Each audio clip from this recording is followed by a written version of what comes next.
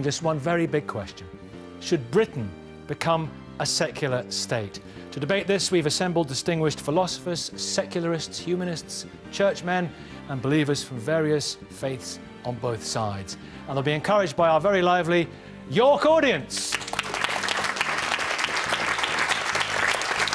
And you can join in too via Twitter, or you can log on to bbc.co.uk/thebigquestions, where you'll find links to continue the discussion online.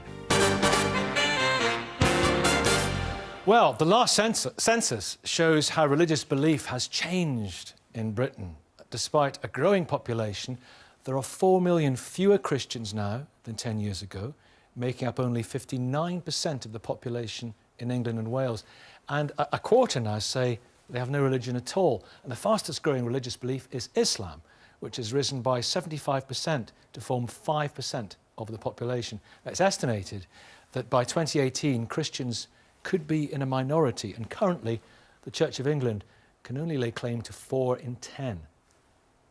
Has the time come for Britain to become a secular state?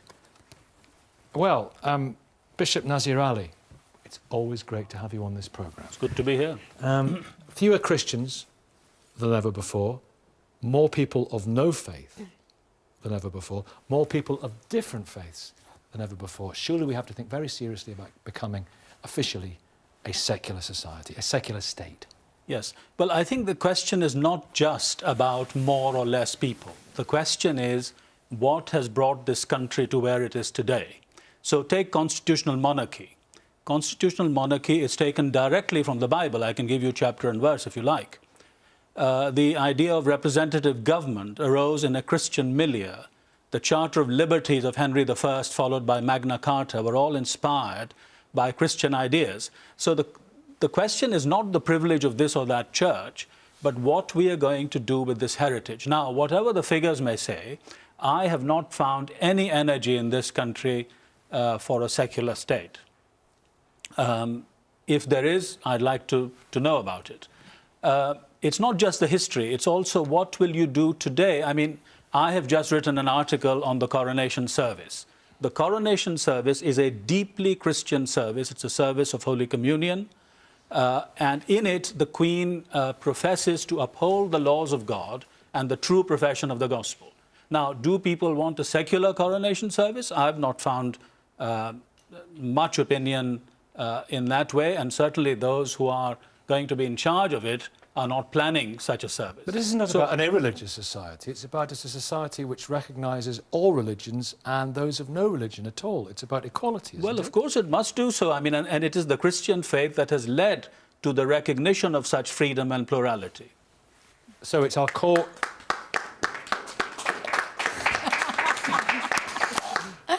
A measure of appreciation for what you said. A.C. Grayling, it's not just about our history, well it is, it's about our history and traditions, but it's about the core values of our society.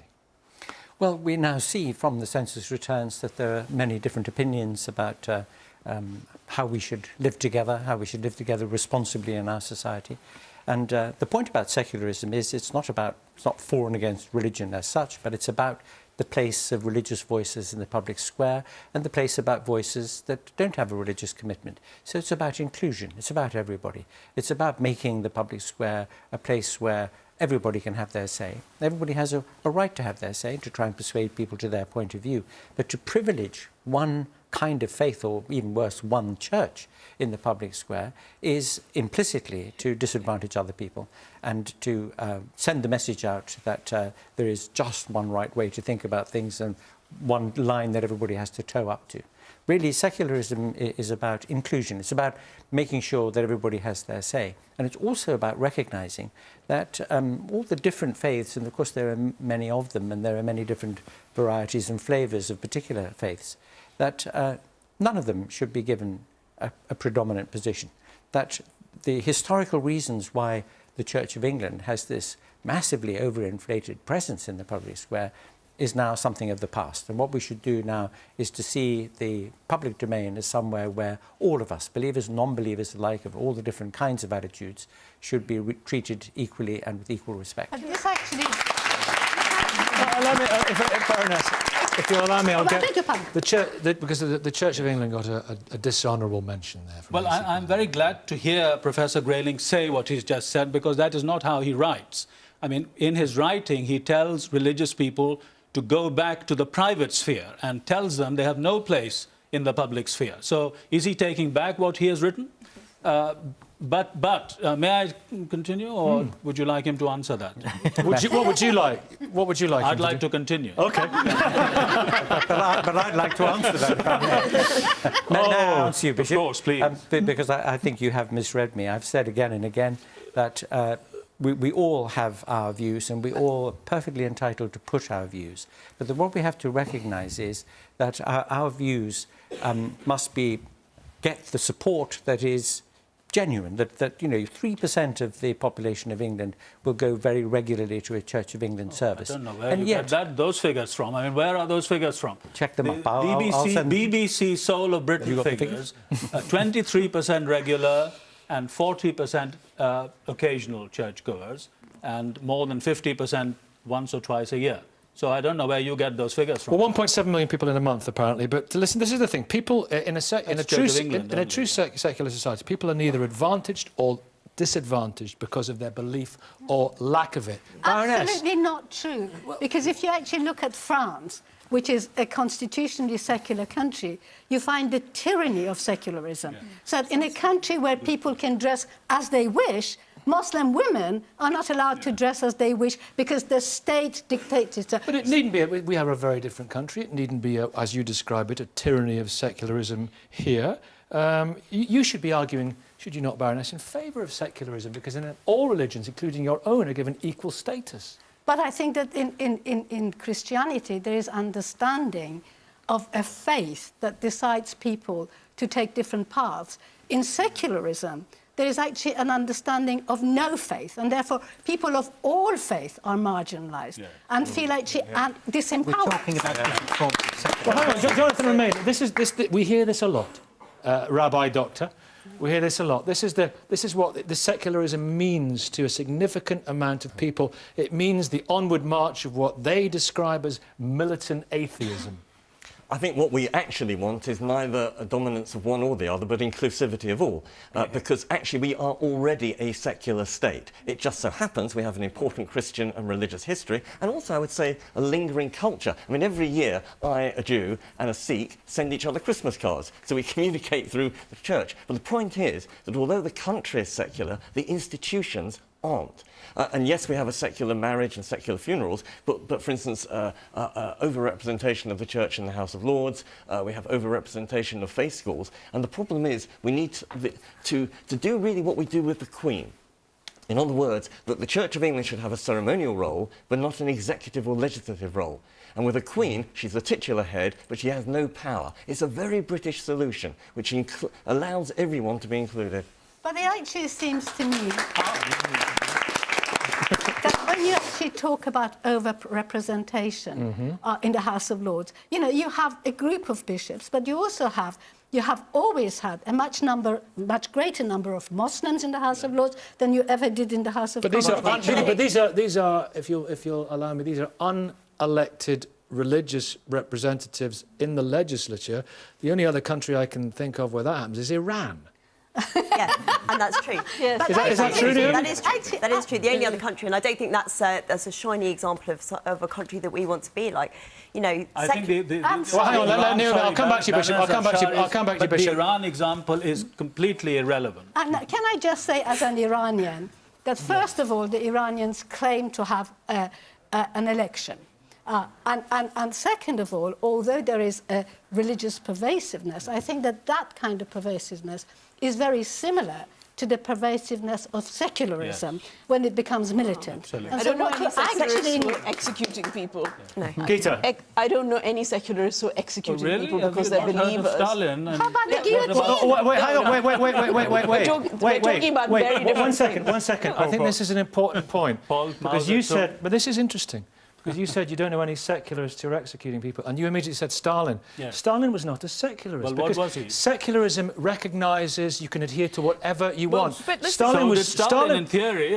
Stalin was strictly about recognising and adhering to one All credo only. No, isn't all it? Is that right, AC No, Gray? but secularism is a creed. I mean, Yes, what exactly. makes you think that secularism is not a creed? Exactly. I mean, secularism is as much a creed as any other creed represented here. Wait. AC Gray. I'm afraid that's simply not true. I mean, secularism is... Assertion won't get you anywhere, Professor Grayling. Prove it. What you must begin by distinguishing certain things. You must distinguish first the question about religious belief and non-belief. That's the theism-atheism debate, and that's not this debate. This debate, the secularism debate, is about the place of attitudes, and particularly religious attitudes, in public policy decision-making, in the public square, in education, in Parliament. And the secularist argument is that all voices must be equal. All Which was voices not the must case be in given Stalin. a chance. Not the case in Stalinism, not the case in Maoism. We need to nail that one, Yeah, don't we? we do need to nail it. that because is not just- Let him respond. Stalinism is an ideology. And there's no It is difference really. secularism. There's no difference really between Stalinism and the Catholicism of Torquemada. This because they all say there is one right way, one great truth, one correct answer, and everybody's got to toe the line. And if you don't, you're going to be very severely punished. But this is They precisely all have that in Yes, exactly. That's exactly what you say. I mean, all your writings say that. Audra. Just Gita said earlier that nobody has ever killed anybody for secularity. Now, I'm a secularist. According to your website, I'm 80% a humanist. It's true, they have a quiz, you can try it.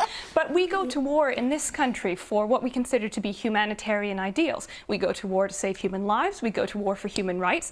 I am in favor of these things. I think they're very good things, but we kill and we die for them, just like religious people kill and die for their views. There's no privileged position for secularity in this regard.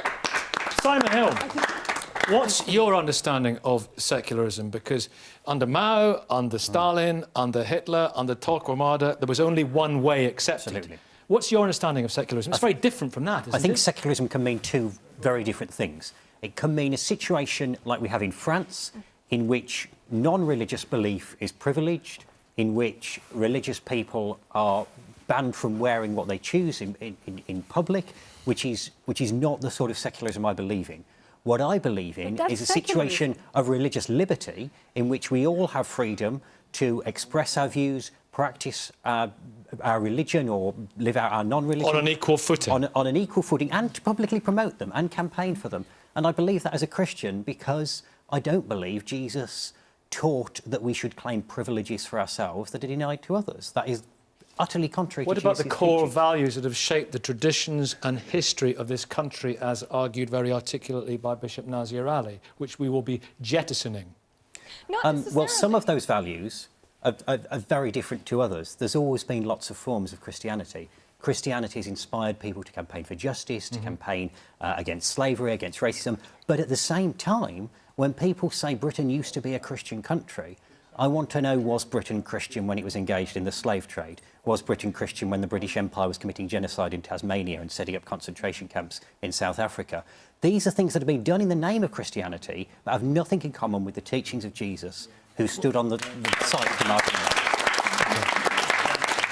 I feel when Stalin raised his ugly head, you got rather cut off. Absolutely, because his head on a plinth. because there are certainly people under communist regimes who have been persecuted massively for their religious belief. But I think it is extremely, extremely dishonest argument to say that a secular state executes people on grounds of belief. And what we have at the moment is the Iranian state executing people for apostasy. What we have in Pakistan is a whole range of fundamentalist, Muslim fundamentalist organizations that are executing people if they are from minorities, including Muslim minorities in Pakistan. Bombing them, arguing that the state should execute them for apostasy, bringing in blasphemy laws and so on. The same is going on in Bangladesh at the moment, where there's a young people's movement against religious fundamentalism, and the fundamentalists are labeling them apostates. And in this country, And some of them are apostates in the sense that they are ex-Muslims, they are not religious. Some of them are religious Muslims. Both of them both sets of people are in danger from being labeled blasphemers and apostates because religious fundamentalists are calling them that. And they want to bring in these laws. I don't know anybody who is secular who wants to bring in laws which will execute people on grounds of belief. So Mark Mullins, an evangelical Christian, welcome back. You were on last week. Hi, Mark. Back in York. What are your worries if we were to become a secular society? What's your nightmare scenario? What's your hellish vision of what this country would become? We end up being a quicksand of values. Christian values has shaped this nation, and I would have to remember that God gave three things to this earth, apart from making it, which is a rather major aspect of it. He gave us government, he gave us marriage, and he gave us the church. And the government is there to restrain evil and reward good. If you do not determine good by Christian values and evil by what the Bible says is bad, you end up turning good and evil on its head, and you bring a curse on the land. You say that a secular state would not execute people, but what about the millions of babies, that unborn babies, that our increasingly secularised society tolerate being killed, and indeed appear at times to Jonathan Romain. euthanasia at the end of Isn't a life. better example, firstly, the United States, where there's a complete separation of church and state, and yet all faiths and those of no faith are equal, plus religion, as it happens, is flourishing. And not only that, don't take the word of New York and Washington. What about the Bible? I mean, the Bible has an interesting scenario where those who were involved in the power structure, the priests, got corrupted by it, whereas those who maintained their independence and were outside of the structure, the prophets, they were the ones with the moral integrity, and that's where we want religion to flourish. Let's talk, if we may. I think if we may talk about USA and France. It's very interesting because you have two different officially secular societies, but you have two very different outcomes, don't you? Yeah. In the US, you've got a flourishing of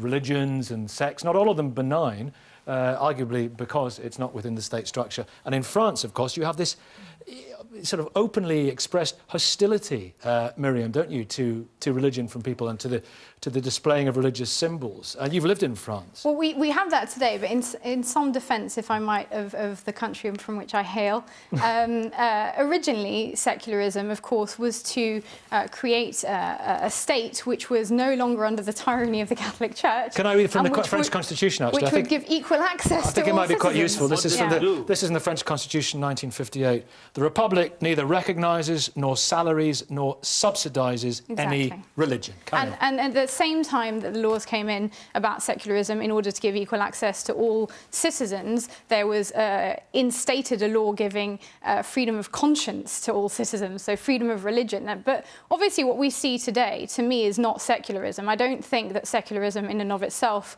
is a problem in France or here. I think we've got a much more sensible secularism in Britain, which is a gradual secularism. But of course, France has a history, which is of a revolution. And for every reaction, there is a reaction. So the reaction against the Catholic Church developed into a hostility against Catholicism. And then, of course, because of France's history, which I think, you know, there's more than latent racism, that's become essentially used, secularism has been used as a cover to justify a lot of racism within French society today. So for me, the issue isn't really so much that secularism is the problem, it's a redefinition of secularism to justify a type of racism. A great hostility to the... This is such an idealised view of the French Revolution. I mean, that was also, you know, the question was asked, when have secularists killed anyone? Well, have you ever heard of Robespierre? Well, I mean, the tyranny of the Catholic Church. What was the tyranny of the Catholic Church was nothing compared to what the French Revolution did. Thousands of priests, even nuns, were taken to the guillotine. But that's not secularism then, is it? Surely then that's not secularism, because secularism doesn't privilege any religion. You are making up definitions of secularism. I mean, secular ideology has been responsible for far more suffering Nonsense. OK, AC Grayling. Wait. Has ever been. AC Grayling, I wanted to come to the audience. Was the French Revolution a secularist revolution? No, not at all. There was worship of the supreme being, worship of the goddess of reason, and so on. And this that is what you worship as well. Yeah. Where is she this morning?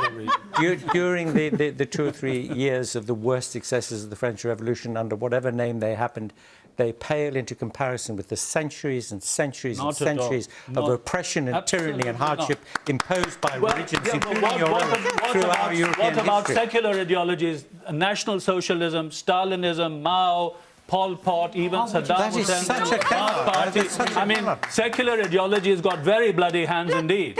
Well, they secular... Well, I'd Gita. like to agree with Bishop Nazir Ali to the extent that, yes, in the name of suppressing religion, many regimes through the ages have bloody hands, but also agree with Professor Grayling that we have centuries of religious ideologies that had bloody hands in the past and have bloody hands today. But you see, I think That the is the problem issue. is- And also to agree with Mariam to the extent that I think that a lot of the discussions on the French state are misconceived. Yeah. There is a lot of racism in France. Yeah.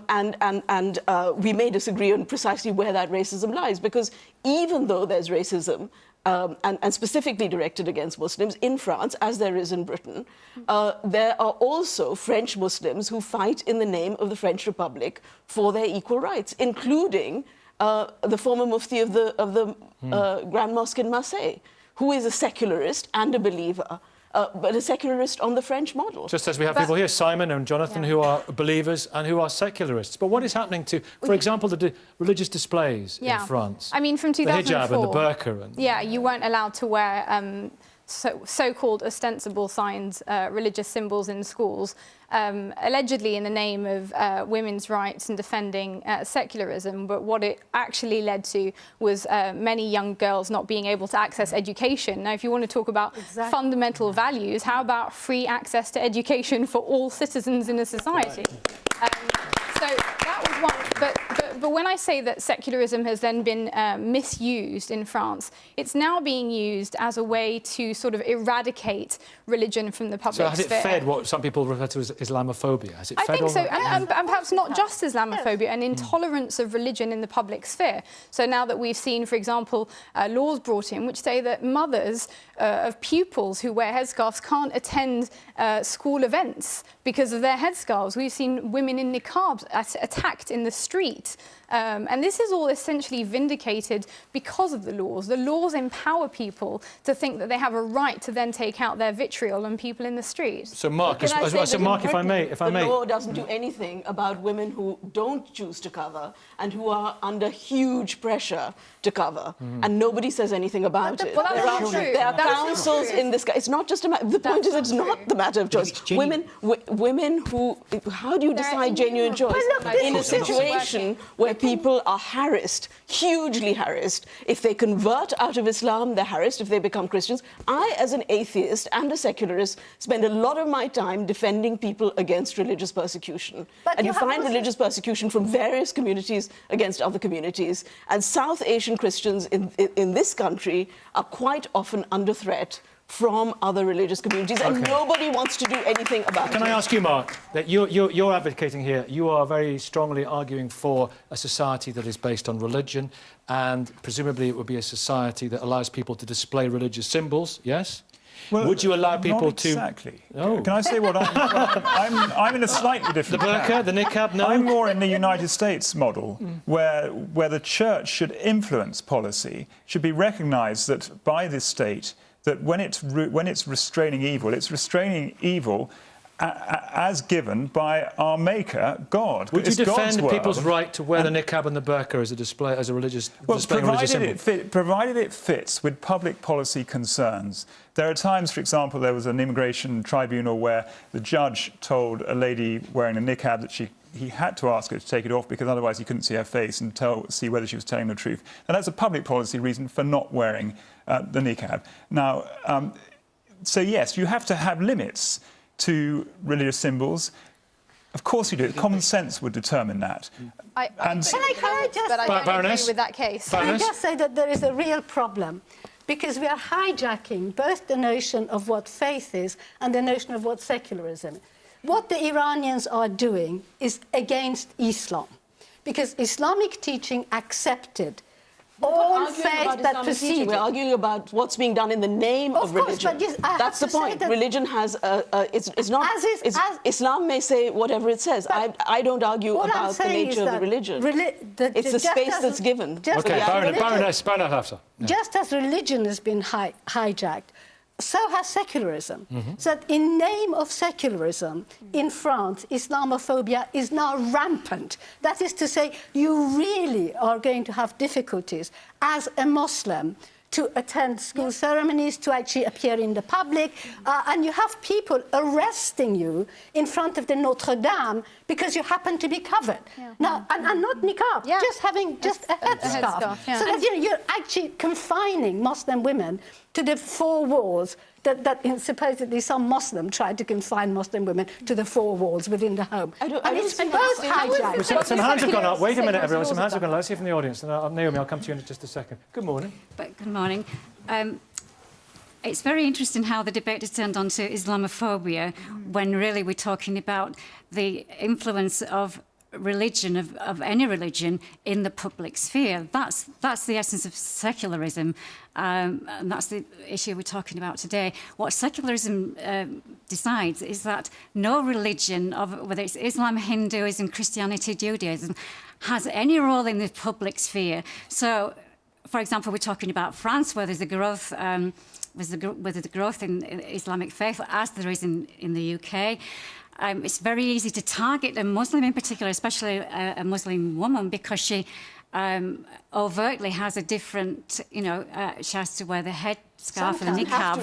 No, she doesn't have to. But no, it is a choice. But you are easily targetable because of that. That is secularism at its worst, because it does not tolerate the religious aspect in the public sphere. OK, let's talk about that. Yes, and you had it right in the back, first of all. Good morning. That's targeting people. We'll get on to that definition in a second. Good morning. I do agree with Bishop because, the constitution and monarchy of this country is based on Christian religion principles. And when we're trying to take that rules and regulation and that foundation of this country, out of content of being a secular country, we are actually opening to danger and open to being lawless nation. Also, I do agree with, Dr. Jonathan, the fact that, we are already a secular country. Yeah, we can say that to a certain extent, that we're already a secular country, but there is equal right and there is human rights in this country that gives people the right to, express themselves. So in a way, we need to look at what fund the nation.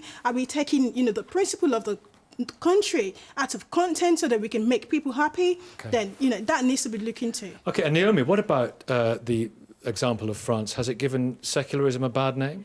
Well, my kind of interest is particularly in this country. And first of all, I'd like to say that this idea that all of our values and our laws and our systems and our justice is comes from Christianity is simply not true, and it's preposterous.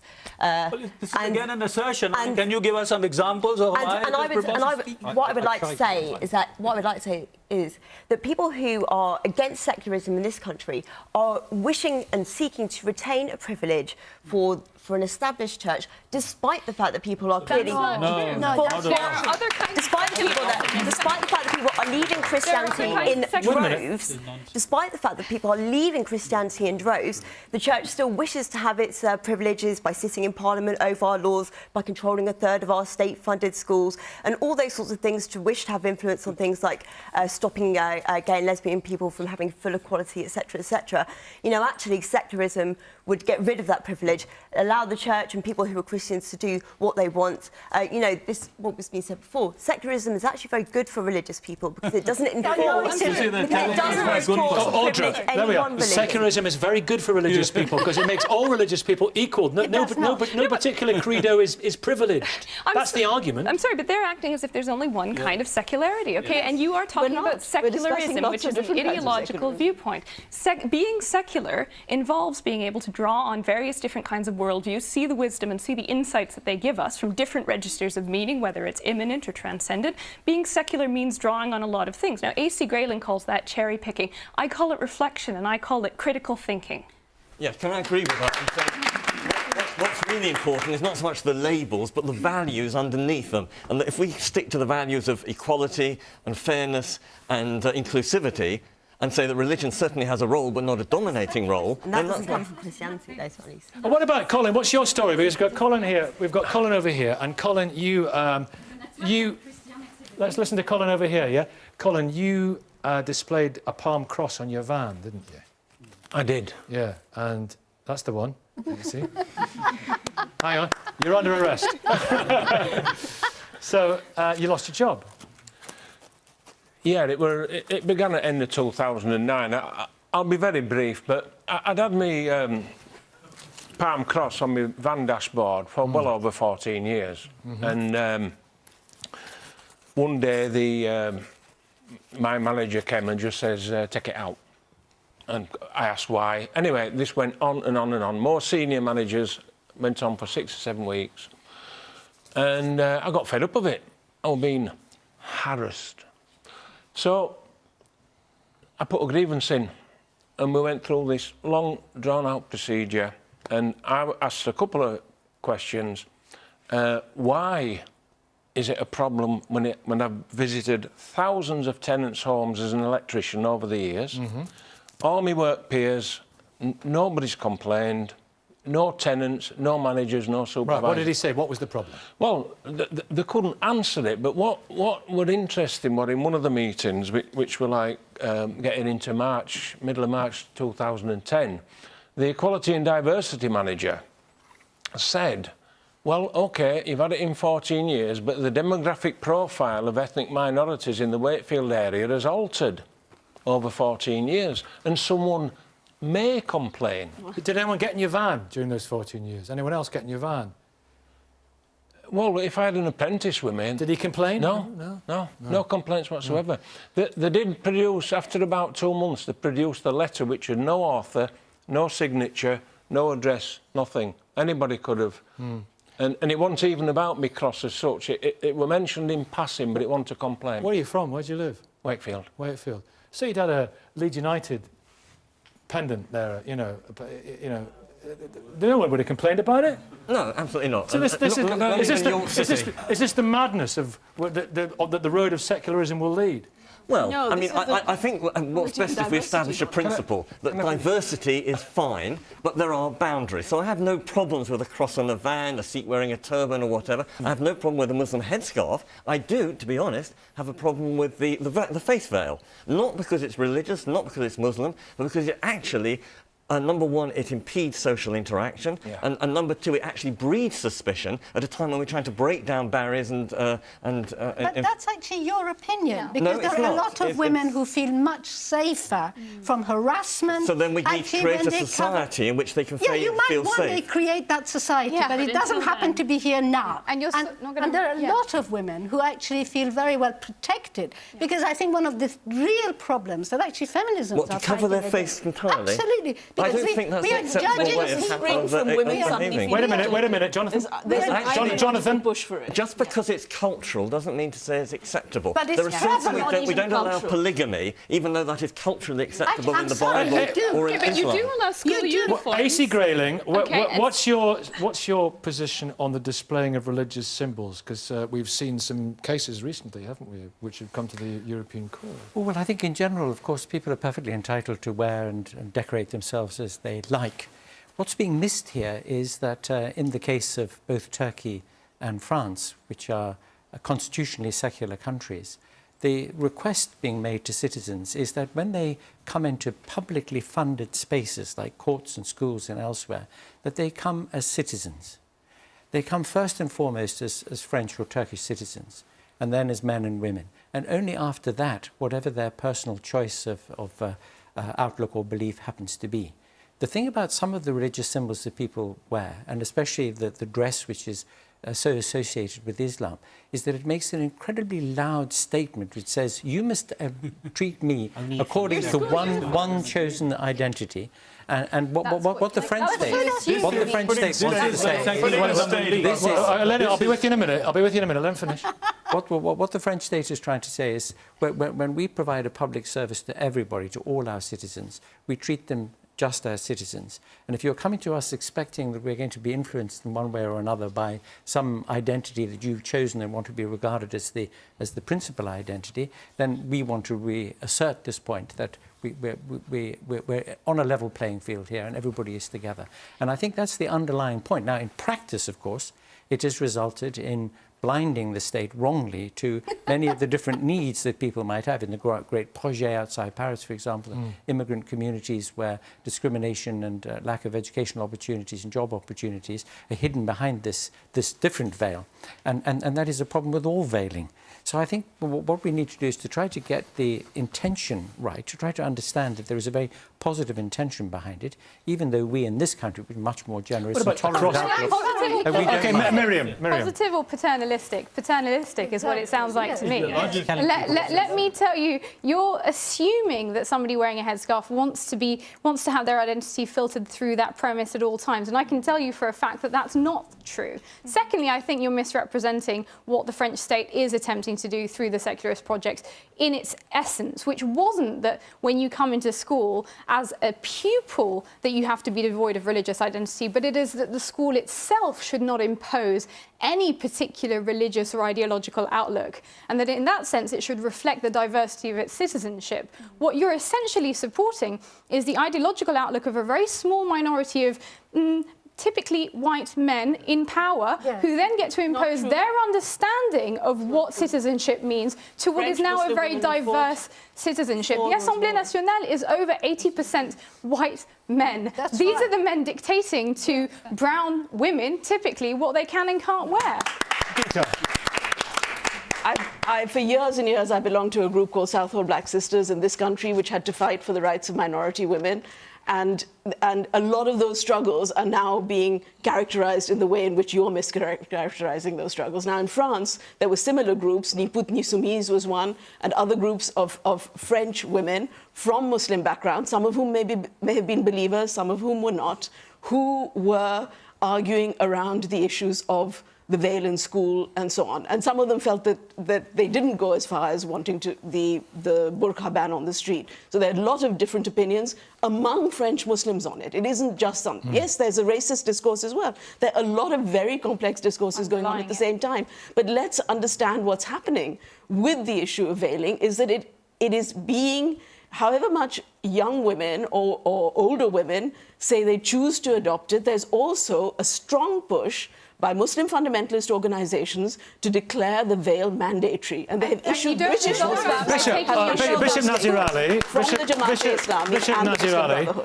well, I heard you just as we were talking over there about the frowning on and the banning of religious symbols, saying this is where secularism leads. You said yes, that. I did. And I mean, Professor Grayling's description of what happens in Turkey or France shows that this kind of secularism is also an ideology. It has a particular view of human beings. He is telling religious people to leave their religion behind when they come into certain spaces. Okay, what about America, where we have a secular society is separate, a wall between church and state, and religion thrives.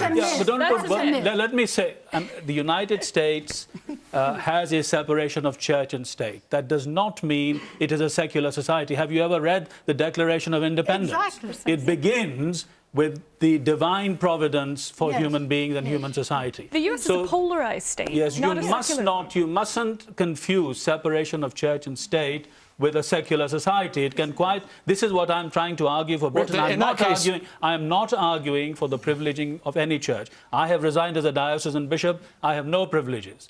What I am arguing for is the privileging of a legal and constitutional tradition without which we will be set on waters that we will not be able to navigate. We will not be able to navigate those waters. But are you arguing for the disestablishment of the church?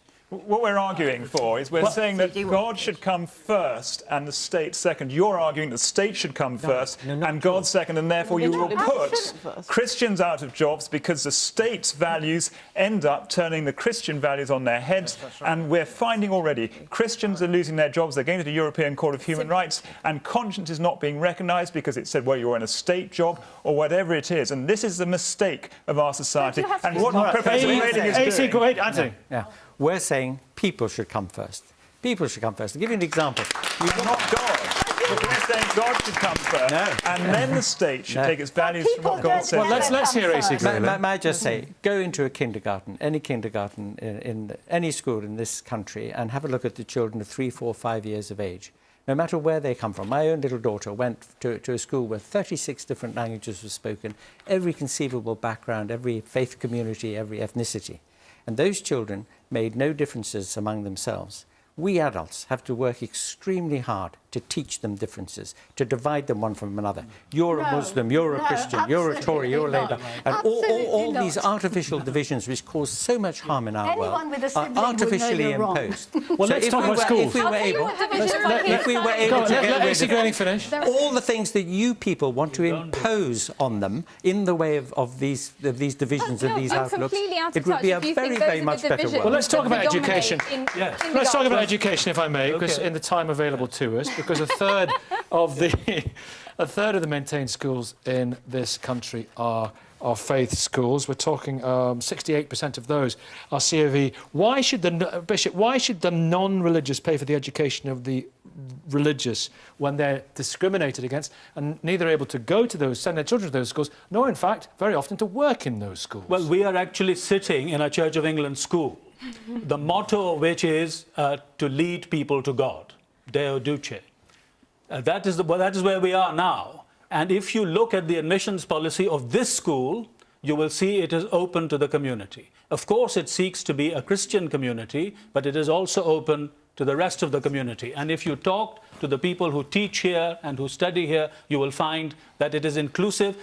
Christianity actually, because of its teaching, and also Judaism, That's simply not true. of being made... Not true. Let's keep with the bit. I know you're a great opponent of faith schools, Jonathan. This school in particular... Sorry, I haven't finished. Let me finish. Judaism and Christianity both teach that human beings, all human beings, without division, of whatever age, or whatever colour, are made in God's image. Let me ask you something. That is the basis for equality and inclusivity. Let me ask you something. And no other. You said that Islam is changing the face of Britain. You said that, and I don't think you meant it that it's changing it in a good way. There are 11 state-funded Muslim schools. Presumably, following your logic, do you support those as well? I think, first of all, parents are primary here. Parents have the right... the 11 state-funded Muslim schools? Just a minute. Let me say, if you are asking about my educational philosophy, the state is not the primary agent for the bringing up of children. It's the parents. The parents decide how their children should be educated. That is also the basis for church schools or for faith schools. Now, any faith school, what I would say is this. They must follow the national curriculum. They must be engaged with their community. They must be engaged with other schools. And if that is the case, then, of course, every school has to be agreed on a case-by-case basis, as this one has been. OK, that's interesting. Jonathan Romain, we're hearing there that it's the parents' choice. No, it should be, but of course they can't choose because of the way the state sets up the schools. Why can't they choose? I mean, essentially, we've got two problems. Why can they not choose? Sorry, I don't understand. Why can they not choose? Because they have discriminatory policies which says you have to be Jewish or Christian. Children! Let's hear from Jonathan Romain. No, shush, be quiet, please. Jonathan Romain. Thank you, teacher. Yes, there are two problems with the faith schools. One is a practical problem. What we're doing is effectively dividing the children. Anglicans here, Catholics there, Jews there, Muslims, secularists don't know. And that's just crazy because we're dividing the children, not just dividing... I'm sorry, but of course we are not. Neither the Catholic schools, neither Catholics nor Church of England schools divide children. They're open to the community. Then I'll come back to you, and that's how it's going to work. Jonathan Romain. And we're not just dividing the children, but dividing the adults, who of course don't meet outside the school gate or at sports days. So we're creating divisions in society precisely at a time when it's a multi-faith society, and we should be quiet, please. When we should be working to bring them together. But the other thing is a moral reason, and this is a moral programme. It would be unthinkable to divide the children on any other basis. We wouldn't say, right, schools for black or white children, for boys with blue eyes or green eyes. And unthinkable to divide any other state-funded institution. Libraries for Catholics, schools for Muslims. This is statism. It's quite amazing that we're in this situation. What we should do is have schools for everybody. Who is we? Are you the parents? OK, Simon, and people feel very strongly about this. Now, I'll come to Hans in a second, but Bishop Nazir Ali, do you want to respond now? Yes, I mean, who is we? Who are these we who are preventing people? Yes, but the No, state you're is not. interrupting. Yeah. I have already said this is what happened in the Soviet Union. The state took responsibility for the nation's children. It is not the job. It is the state is not the primary actor. All the state does is to enable the parents to bring up their children, and nothing more than that. Can I just This is a say- kind of statism that you are putting. Can I just Baroness, say, Baroness. in the city of York, I know of parents who baptize their children so that their children can get to good primary schools. So that essentially, if you are not a Christian, you cannot get in, or it's very hard. that is not- because well, this happens what in York. I'm sorry, I can you tell read, what the I admission, can- you read the admissions policy of this school, you'll see it's not true. Also, Okay, but that doesn't undermine... Fall to your mean knees, the avoid the primary schools, fees. That's what they exactly. say. Simon Hill. Indeed. When Michael said that Jonathan hadn't been in a church school, I went in one. I was in a church primary school. Only one. I went to one as a child. I've been to many more. Well, I've been to several hundred. Well, OK. And what that one has in common with the many others that I'm aware of is, as has been said, people fall to their knees to avoid the fees. People who would be going to private schools, which is the existence of private schools, is a huge insult to democracy and equality. But people who would go to them, getting into church schools, getting their children baptised, church schools giving privilege to middle-class children. Jesus, throughout his ministry, stood in solidarity with the poor and oppressed. He said his followers would be known by their love, not by their privileges, their prejudices, or their opt-outs from equality legislation. Thank you. Faith Schools. Good morning. Good morning. I live in York. I think we're extremely lucky that in York most schools are very good, and there is no need for parents to have to get their children into a faith school for their children to have a very good education. My son came to this school.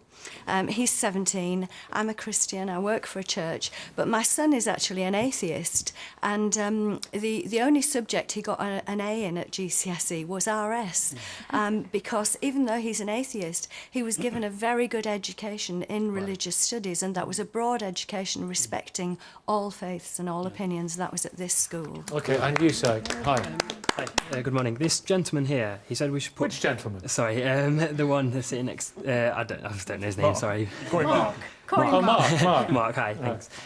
Mark said that we should put God first, and I'd like to ask how he can justify that when many of us aren't religious. How can you justify the state putting God first? Well, because it's a reality, because we live in God's world, and when we live according to the way God has told us to live, and he's given us government to punish evil, which he... That's what you think.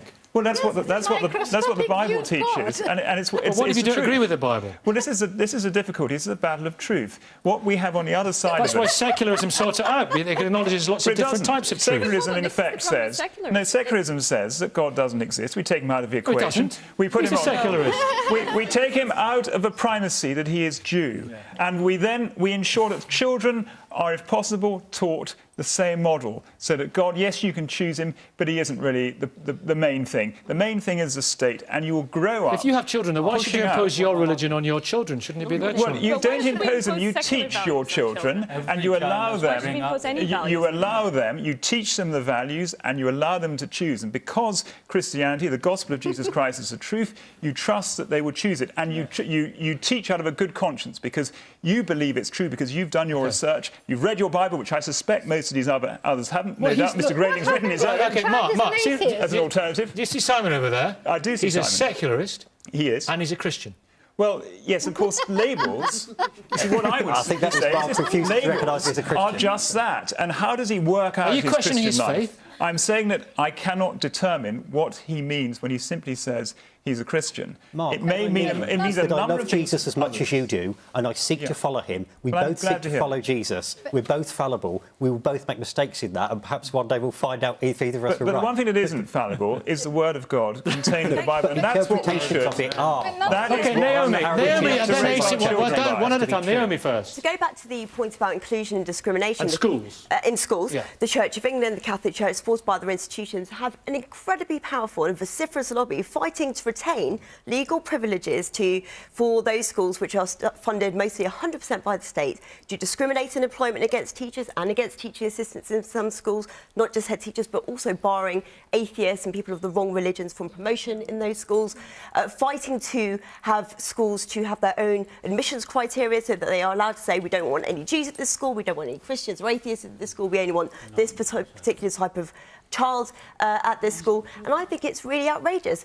Many parents do not have the choice not to send their child to a faith school because they are growing at such a speed that in many local areas, particularly in cities, they are the only type of school. And many people choose them. They raise people with an ethos. My son goes to a in a minute, Miriam, please. AC Grayling, faith schools are acknowledged by many people to be very good schools. I'm afraid for me the phrase faith school sounds like an oxymoron, a paradox, because an educational institution should exist to teach people how to think, not what to think.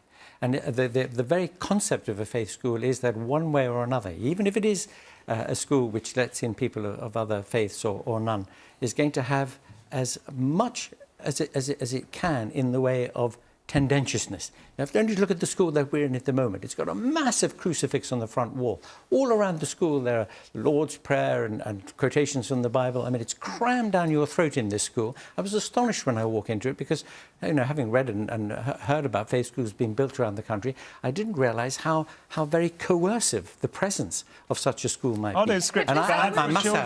I do find it dismaying. Are those scriptures bad for children? Is a picture of a crucifix bad when it shows the self-sacrifice of God sending his son to die for us? Is that not a good thing? Is that not a good thing for children to learn? Is that what's Baroness? What are you saying? No, I just think exposing children to such a violent image. Yes, but it is, but it is something that is a peaceful image. It makes for peace. It's a peaceful image. Yeah. Miriam Francois Serrat. Just briefly. Firstly, I have a son who goes to a Catholic school. And I'm quite happy with him attending a Catholic school. I have no issues with it whatsoever. I haven't found it to be coercive. I haven't found that he's come home and he's preaching to me about Catholicism. What I have found is that the discipline in the school is to a much higher standard to the non-religious primary school that he attended. But that's by the by. I just wanted to make a point that all of the issues to do with the admissions to faith schools don't really undermine the ultimate argument about faith schools in and of themselves, which is that as tax-paying citizens, religious and non-religious people have a right to see schools that reflect their beliefs. And that means accommodating both faith and non-faith schools, which doesn't mean we should accept things like issues with admission, which I would concede. And I do think that there needs to be a fairer admission policy to faith schools. I would like to see faith schools where perhaps 50% of the pupils were of different faiths or no faiths, because there are benefits to the educational outlook of people of faith, which all people should benefit from. Jonathan. Surely faith should come from the home, and what they Well, it is. That's why you're sending your child to that school. And I'm against faith school on faith reasons, because I actually take, like Mark, the Bible seriously. It says love your neighbour as yourself. The only way you can get to know your neighbour is by interacting with him or her. School should be about education, not indoctrination. Should there then be... Audra's crying. There's no indoctrination, says the bishop. What does Audra say? Wait a minute. What does Audra say? Let's find out, children. Thank you. I would like to know why the humanists who place such great emphasis on reason think that children can't think. Why do you believe you say that you want to avoid children being indoctrinated early by religion, but why indoctrinate them early with secularist values such as individualism, high achievement, liberal values? Children can think. Children can think. And let me tell you, by the time they come to me as students at university, they come with a background, having thought about a particular religious background, having been exposed to others and ready to criticize. Now, you say that humanism is older than religion, then why is it that these younger traditions have been engaged in self-criticism for hundreds of years and humanism has not yet made that leap? That's what we need to be doing. AC Grayling. You've forgotten what the Jesuits say. They say, give me the child until the age of 7 and I'll give you the man. They know perfectly well that intellectually defenseless, very, very young children taught as fact all these different faith beliefs by the adults in their community, they are, for very good evolutionary reasons, credulous. They're going to take seriously what their adults say. And let me tell you, they can think. Some people who, when they finally do get to the position where they can think about these things and reason and discover and learn, may have a very, very painful process of disentangling themselves from the imprisonment of the mind. That kind of early faith education. Bishop Nazirali, the imprisonment, there's a phrase to tangle with on a Sunday morning. The imprisonment of the mind. Is this why Professor Grayling is starting a school? Is this why? Is he learning from the Jesuits? Well, of course, children need to belong to a tradition in which to think. You don't think in a vacuum. And If he's going to have a school, he's going to have a tradition in which children are going to be taught to think. I went to a Catholic school. Let me just finish with one thing. In this country, the church began schools. Secularists did not begin schools. The state did not begin schools. There was no other show in town back then, was there? Well, the state was there, but the state is a latecomer to education in this country. It's the church. This school began as a school for poor boys. Poor boys whom no one else was educating at that time. Now, there were schools for girls as well. Yes, there were plenty. Yeah, but in those days, girls and boys were educated separately, for better or for worse. People have different opinions about it. But what I'm saying is the church began the business of schools in this country. So secularists and even the state are latecomers to this matter. Can you concede to the Baroness? Of course. Can I just say that I actually went to a Catholic school? Good for you. Well, yes, but it didn't cause me heartaches. Are you happy with the new Pope? I have no idea about the new Pope. The point is, I had to come home and ask my parents whether there were 3 gods, whether there was 1 God, whether God actually died, whether God stayed alive. Pupils think, and you can question it. And I was, I think, 7 years old. And when my parents said, well, there is a God, and the God is a good thing, and they sent me to my grandmother, who happened to be a devout Muslim.